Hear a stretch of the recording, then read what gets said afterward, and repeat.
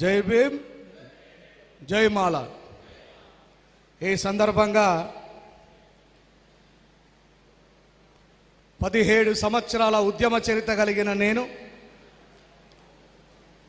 నా నోటి నుంచి జై మాల అని ఏ రోజు చెప్పలేదు. ఎందుకంటే బాబాసాహెబ్ అంబేద్కర్ గారు స్థాపించిన సమతా సైనిక్ దళలో పనిచేస్తూ దానికంటే ముందు బాంసెఫ్ అనే ఆర్గనైజేషన్లో పనిచేసిన నేను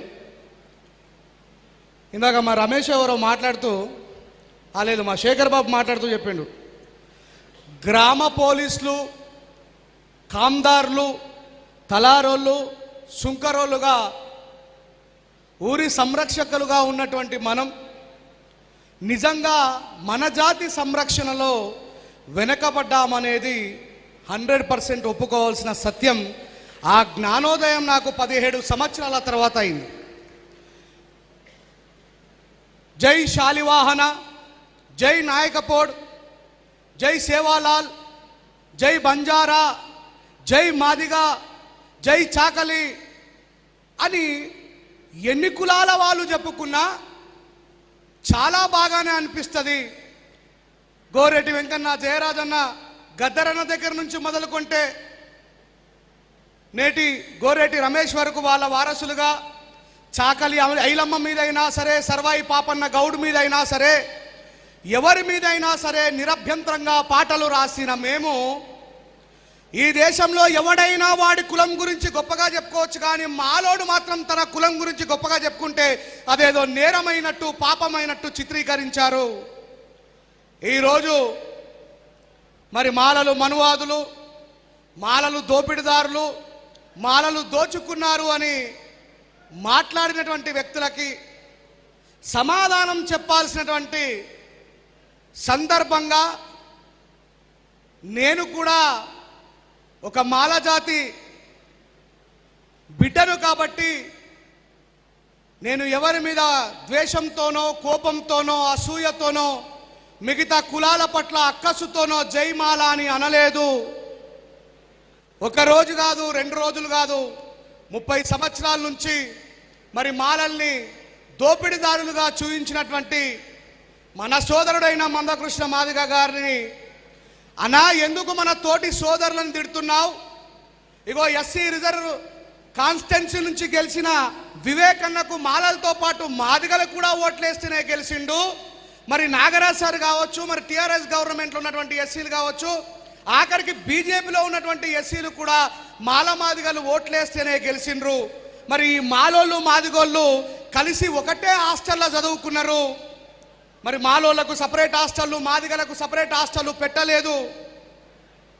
ఎందుకు మాలలను నిందిస్తున్నావని మాదిగల్లో ఉన్నటువంటి ఏ ఒక్క మానవతావాదైనా బయటకు వచ్చి మాట్లాడతాడా మనం చూస్తే ఎవరు మాట్లాడలేదు మిత్రులారా. ఇందాకెవరో మాట్లాడుతూ అంటున్నారు, మనందరికంటే ఎక్కువగా సోషల్ మీడియాలో తిట్లు పడ్డది నాగరాజ్ సార్, వివేకన్ ఇద్దరే. వాళ్ళ చిట్టాలు ఇప్పిండ్రు, వీళ్ళు ఏం చేసిండ్రు, ఏం సర్వీస్ చేసిండ్రు, వీళ్ళు ఎవరిని పెళ్లి చేసుకున్నారు, కోడళ్ళు ఎవరు, మన్మరాలు ఎవరు, మన్మల్లు ఎవరు కాడికి కూడా దిగజారిపోయి మాట్లాడిండ్రు. నేను ఎక్కడన్నా అరే తురే అని మాట్లాడినా, అవతల గురించి మాట్లాడినా అంటే మాలలంటే జ్ఞానవంతులు, మాలలంటే శక్తివంతులు, మాలలంటే బాబాసాహెబ్ అంబేద్కర్ గారిని అణువణువున పునికి పుచ్చుకున్న వాళ్ళు, అన్పార్లమెంటరీ లాంగ్వేజ్ మాట్లాడే వాళ్ళు కాదు, మేధావులు, నిర్మాతలు, మిగతా వాళ్ళ కోసం పోరాటం చేసే యోధులు అని రాబోయే తరాలకు తెలవాలని నాకు నోరు ఉన్నా, నేను రాయగలిగే శక్తి ఉన్నా, నేను పాడగలిగే శక్తి ఉన్నా, మనువాదాన్ని చీల్చి చెండాడిన నేను అవతల సోదరుల మనసు నొచ్చుకునే ఒక పాటను కూడా ఎందుకు రాయలేదు అంటే, మాలోడంటే జ్ఞానంతో యుద్ధం చేస్తాడు, నోరుతోని యుద్ధం చేసేవాడు కాదు అని తెలియజేయాలని చెప్పాను మిత్రులారా.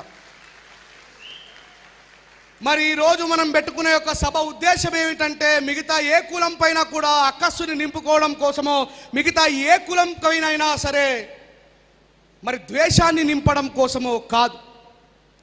ఈరోజు నాగరాజ్ సారు, వివేకన్న, కాంగ్రెస్ గవర్నమెంట్లో వీళ్ళిద్దరు మాత్రమే ఎస్సీలు ఉన్నారా? మిగతా ఎస్సీలు ఉన్నారా లేదా?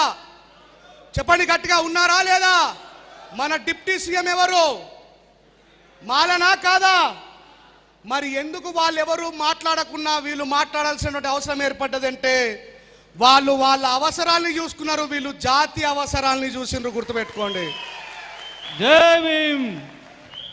నన్ను చాలా మంది అన్నారు, నువ్వు వివేకానంద దగ్గర పైసలు తీసుకొని వాడుతున్నావు, నువ్వు నాగరాజ్ సార్ దగ్గర పైసలు తీసుకొని మాట్లాడుతున్నారు, మీరు మీ సార్ల దగ్గర డబ్బులు తీసుకొని నిర్మాణం చేసిరంటే నేను నిరభ్యంతరంగా అదే స్టేజ్ మీద ఏమని మాట్లాడినా, మమ్మల్ని మనువాదులని మాట్లాడుతున్నావో మందకృష్ణ, మనువాదుల కాలు మొక్కింది నువ్వు, మానవుల దగ్గరికి పోయింది మేము అని చెప్పిన.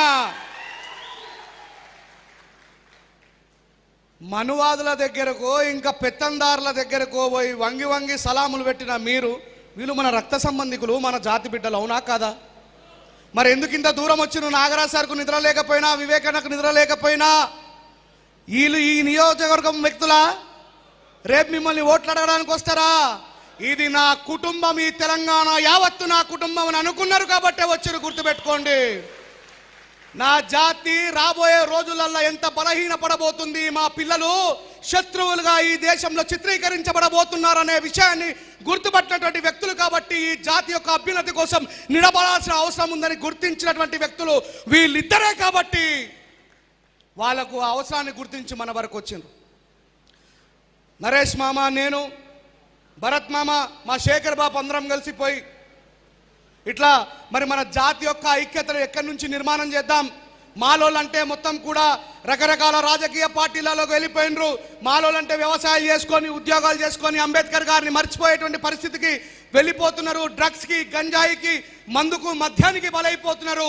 మరి మన పిల్లల్ని ఎట్లా మనం నిర్మాణం చేసుకోవాలని మాట్లాడుతున్న సందర్భంలో నేను వివేకన్నకు, నాగరాజ్ సార్కు చెప్పిన, మా అత్తగారు మెట్పల్లి ఆ పరిసర ప్రాంతాలలో ఉన్నటువంటి మాలామాదిగలు చాలా చాకచక్యంగా అంబేద్కర్ గారి ఆశయం కోసం పోరాడతారు.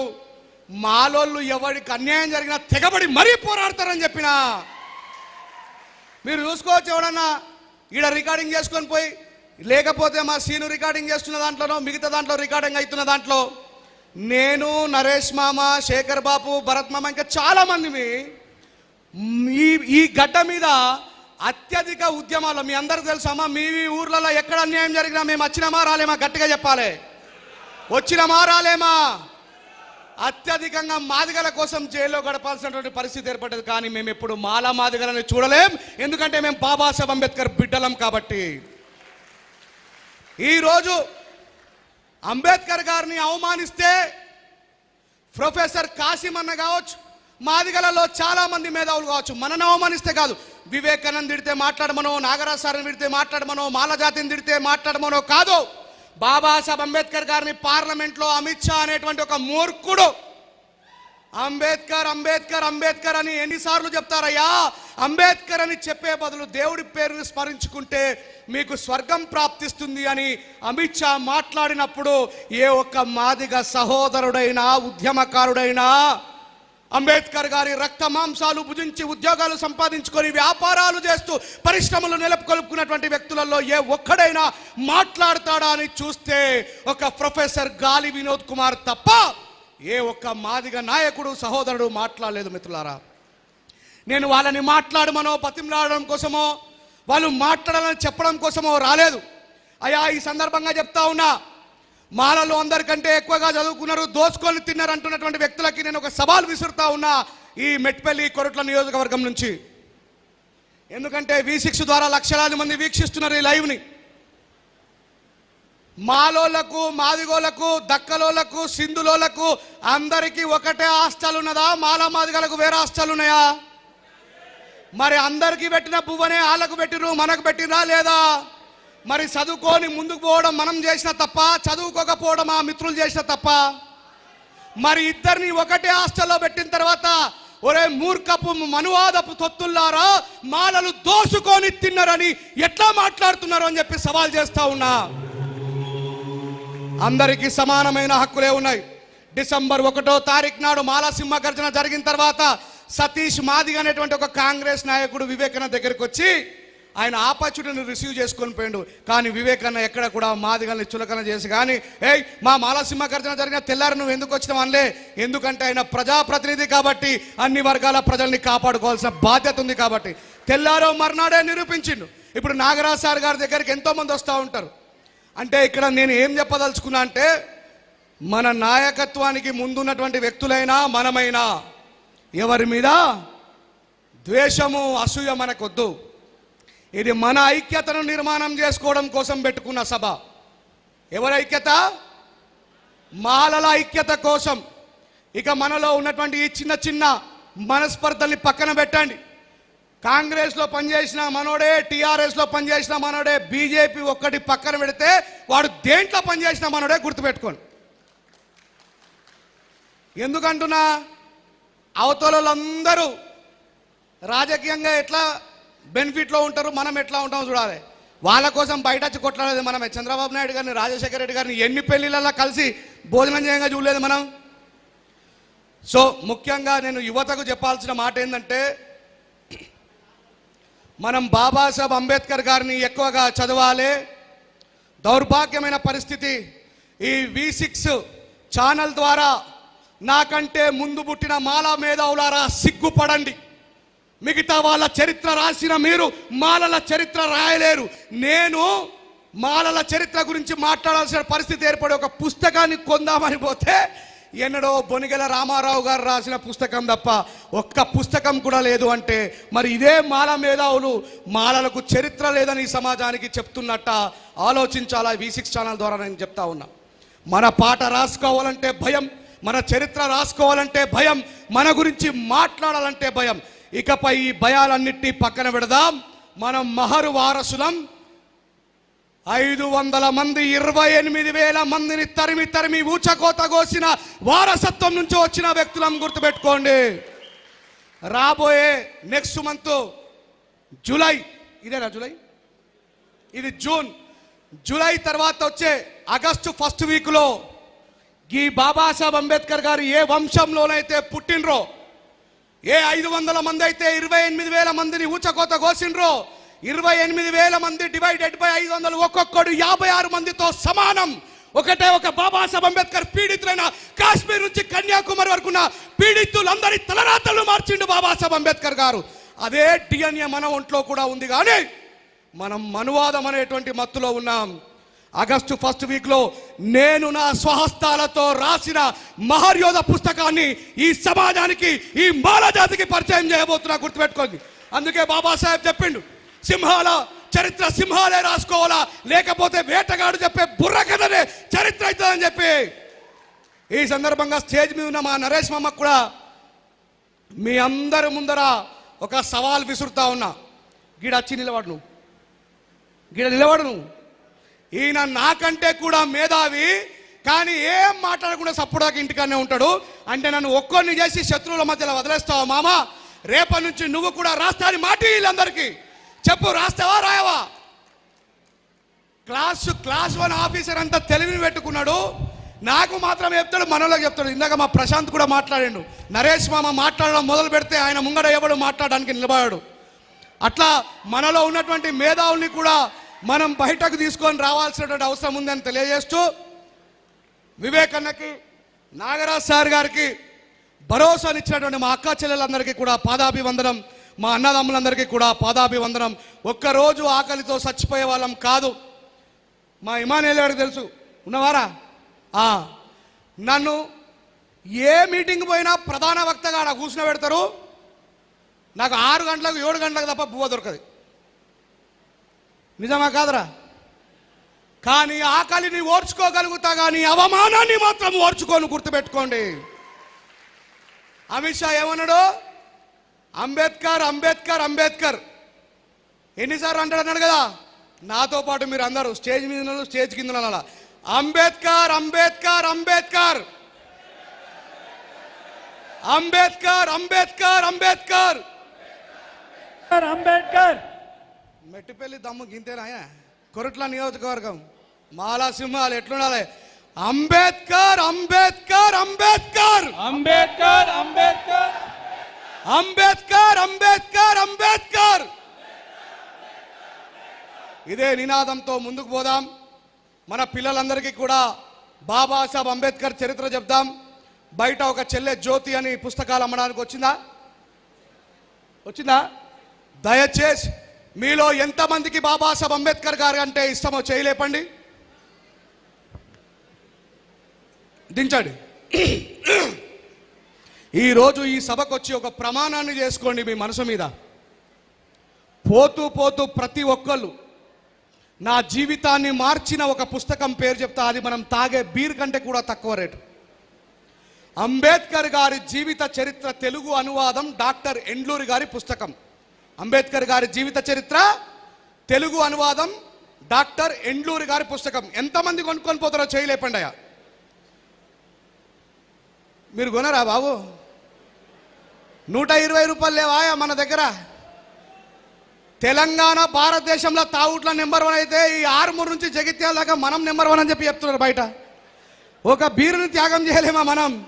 చదవండి, ఆ పుస్తకాన్ని చదవడం మొదలు పెడితే బాబాసాహెబ్ అంబేద్కర్ మనతో మాట్లాడతాడు.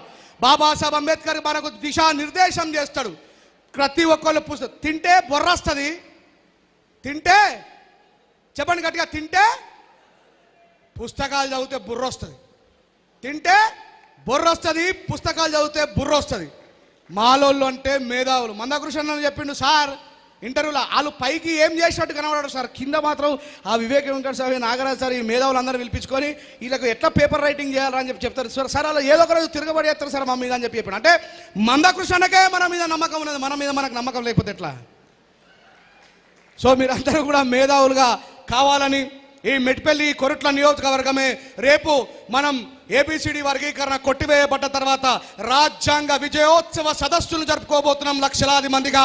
దానికి నాంది ఇదే మొదలుగా ఉండాలని చెప్పి నేను నరేష్ మామకి ఎప్పుడో ఒక మాట చెప్తా ఉంటా. కరీంనగర్ జిల్లా అంటే చాలా విప్లవాత్మకమైన జిల్లా. నా నోట్లకి ఇప్పుడు కూడా జగిత్యాల జిల్లా అని రాదు, కరీంనగర్ అనే వస్తుంది. ఒకప్పుడు ఆంధ్ర పెత్తందారులకు మనకు మధ్యలో తెలంగాణ పోరాటం జరిగిందా లేదా? మా జిల్లా పేరు చెప్పుతేనే చల్లు మనాలే, ఆంధ్రోడి గుండెల్లో గుబులు పుట్టాలే, కరీంనగరము జిల్లా కళాకారుల జిల్లా. మాల జాతికి కూడా కరీంనగరే అడ్డాగా కేంద్రంగా కావాలని మనస్ఫూర్తిగా కోరుకుంటూ, ఇప్పుడు నా తర్వాత నాగరాజ్ సార్ మాట్లాడతారు, తర్వాత వివేకన్న మాట్లాడతారు. కళాకారులందరినీ కూడా సత్కరించుకుందాం. దయచేసి నాగరాజ్ సార్ గారికి, వివేకన్నకి ఆ పాడతా దయచేసి మీరిద్దరు పెద్ద మనిషి చేసుకొని ఒక 5 నిమిషాలు లేట్ అయినా సరే మన కుటుంబం, చెప్పండి గట్టిగా సపోర్ట్ కొట్టాలి మీరంతా, మన కుటుంబ సభ్యుల కోసం మా వివేకన్న ఒక 5 నిమిషాలు పెద్ద మనిషి చేసుకొని ఓపిక పట్టాలని చెప్పి మనస్ఫూర్తిగా కోరుకుంటూ, నరేష్ మామ నాగరాజ్ సార్కైనా మీరేమైనా మాట్లాడతారా? గౌరవనీయులైనటువంటి మాట్లాడారు సార్. మామ మాట్లాడమన్నావు కదా, మాట్లాడి అని చెప్పంటాడు. ఇప్పుడు మన ప్రియతమ నాయకుడు, ఎవరికి అన్యాయం జరిగినా ముందుండి పోరాటం చేసే యోధుడు మా బత్తుల నరేష్ మామ గారిని మాట్లాడాలని కోరుతూ, దానికంటే ముందు ఒక మాట చెప్పడం మర్చిపోయినా. వివేకన్న గారికి అన్న అడ్వాన్స్ కంగ్రాచులేషన్, మీరు తొందరలోనే మంత్రి కాబోతున్నారని చెప్పి తెలిసి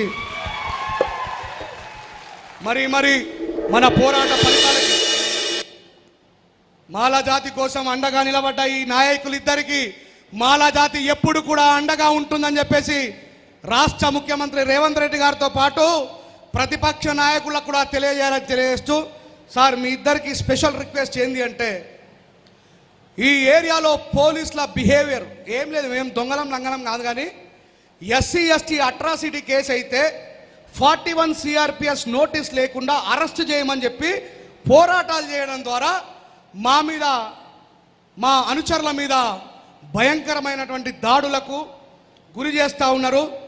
రాబోయే రోజులలో మీ ఇద్దరి ఆధ్వర్యంలో ఈ ఏరియాలో ఉన్నటువంటి మాల యువ నాయకులమందరం కూడా రేవంత్ రెడ్డి గారికి కంప్లైంట్ ఇవ్వాలని చెప్పేసి మేము నిర్ణయించుకున్నాం.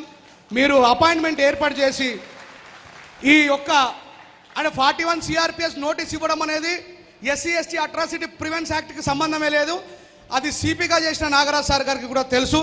కానీ ఉద్యమకారు, మేమేం నక్సలైట్లం కాము, మేమేం తీవ్రవాదులం కాము, మేము గంజాయి బ్యాచం కాము, మేము బాబాసాహెబ్ అంబేద్కర్ కండువా వేసుకొని పోరాటం చేస్తున్న వాళ్ళము. మమ్మల్ని అనగదొక్కాలని చూడడం ఇది రాజ్యాంగ విరుద్ధం అని చెప్పి తెలియజేస్తూ, ఇక మరి మమ్మల్ని ఇట్లా అనగదొక్కితే మళ్ళీ మేము నక్సలైట్లమై తుపాకులు పట్టుకోవాల్సిన పరిస్థితిని పోలీసులే కల్పిస్తున్న విషయాన్ని కూడా తెలియజేస్తూ, రేవంత్ రెడ్డి గారికి తొందరలోనే అపార్ట్మెంట్ ఏర్పాటు చేసి మా యువకులందరూ గట్టిగా సపోర్ట్ కూడా చెప్పాలి, మా యువకులందరి యొక్క ప్రతిస్పందనను మీరు గౌరవించాలని మనస్ఫూర్తిగా కోరుకుంటూ జై భీమ్, జై మాల. జై మాల అంటే జై జై మాల అనాలా, జై మాల.